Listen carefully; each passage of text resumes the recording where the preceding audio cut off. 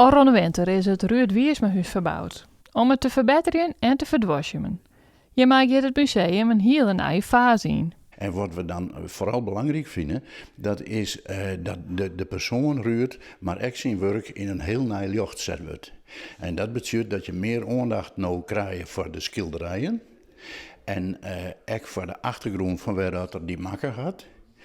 En nu, omdat we dat doen, krijgen we in de expositiezaal een groter contrast met het moment dat als je de dwarniepen dogen van zijn oude kamer, en die is echt helemaal authentiek bleun, als we die dwarniepen dogen, dan ben al mensen geweest die zeiden van oh.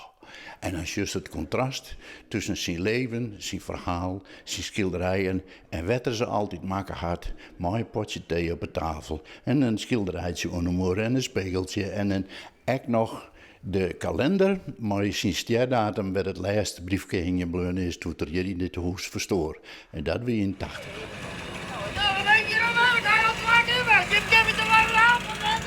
Voor de opening wie er een echte Ruud Wiersma optrommelen.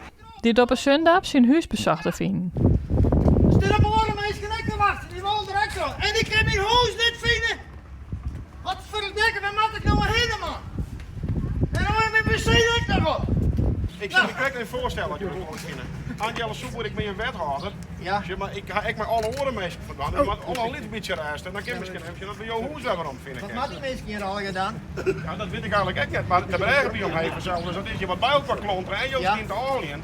Ja. Dus dan had die meisjes misschien gedacht, wat man dat dit is, dan moet ik maar eens even bij zien. Nou, dan zullen we eens even zien. Ik krijg hasteren van die meneer. Dat wil ik wel zo. Zo mooi. Wat had het al gedaan? Ruud vindt het prachtig. Ruud had haast de trend van in eigen dat het zo mooi worden is. Want het weer wel aardig voor tutten is. En als ik dit dan weer zie, dan krijg ik haar leven de 10 wel, zeg maar.